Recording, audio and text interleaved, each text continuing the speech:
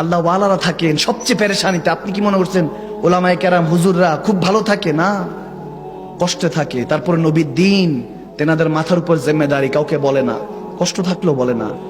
হুজুরটা জুবান থেকে শুনতেছি কোরবানি দেওয়া সওয়াবের কাজ, ফাসল্লি লিরাব্বিকা ওয়ানহার। শুনতেছেন হুজুর থেকে তাফসীর, কোরবানি বড়টা নিয়ে আসছেন। হুজুরের বেতন ওই 10,000-ই।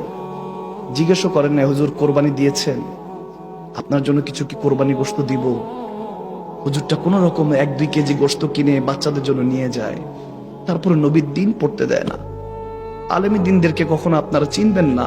আমরা ওই জামানায় চলে এসেছি যে আল্লাহর বালাদেরকে, আলেমী দিন যাদের থেকে শিখি তিনাদেরকে গালিগালাজ করি, নাউজুবিল্লাহ। এখনো নবীজি যেখানে ঘুমায় তিনিও সেখানে ঘুমায়। মোল্লা নাজিমুদ্দিন ওয়াইজিন আলাইহির রাহমা বর্ণনা করছেন 600 বছর ধরে একটা সাপ অপেক্ষা করছে নবীকে একটা নজর দেখবো। সুবহানাল্লাহ। সে না দেখে 600 বছর ইন্তজার করছে।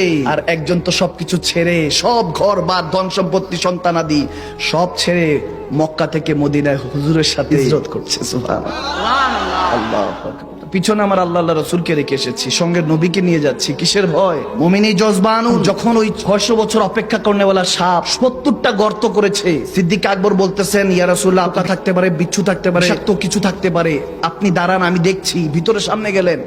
এজন্য সানি ইয়াসনাইন বলেছেন নবী গো আপনি দ্বিতীয়। ইশকের মামলায় আপনাকে ভালোবেসে আবু বকর সিদ্দিক প্রথম হয়ে গিয়েছে। সুবহানাল্লাহ বলেন না?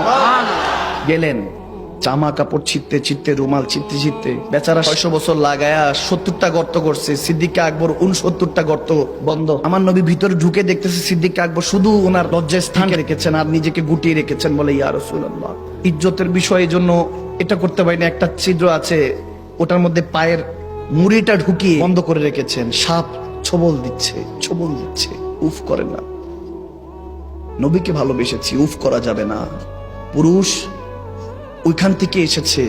পুরুষ ছোট থেকে বড় হয়, মা বোনেরা যখন কষ্ট পায় কেঁদে ফেলে, কান্নাকাটি করে। পুরুষ কাঁদে না, পুরুষ রাগ হয়। এটা পুরুষের ফিতরত। পুরুষকে জানিয়ে দেওয়া হয়েছে বিয়ে শাদী করতে হবে, তোমাকে জিম্মেদারি নিতে হবে। তুমি পুরুষ, তুমি কাঁদবে কেন? পুরুষ কাঁদতে চায়, কাঁদতে পারে না। আমি কেঁদে দিলে পুরো পরিবারটা হেরে যাবে, সাহারা হারিয়ে ফেলবে। পুরুষ কাঁদে না, মনের ভিতরে মনের সমস্ত কষ্টগুলি লুকিয়ে রাখে। কিন্তু যারা হাকিকতে মুমিন হয়ে যায়, পুরুষ থেকে আরো উপরে চলে যায়, নবী কামলিওয়ালার প্রেমিক হয়ে যায়, কোনো দুনিয়ার কোনো কিছু কাজ হয় না, কোনো পেরেশানি কাজ হয় না। দুনিয়ার সমস্ত ইমতিহান আসলো, বলে আল্লাহ আলহামদুলিল্লাহ, জানি তুমি ইমতিহান গুলি দিচ্ছ, ইমতিহান না দিলে তো তোমাকে ডাকতেও পারতাম না। সুবহানাল্লাহ। তুমি আমাকে পেরেশানি দিচ্ছ। নবী তো বলেই দিয়েছেন যে সবচেয়ে বেশি পেরেশানিতে নবী রাসূলরা থাকে, এরপরে মুমিন মুসলমানরা থাকে। সুবহানাল্লাহ।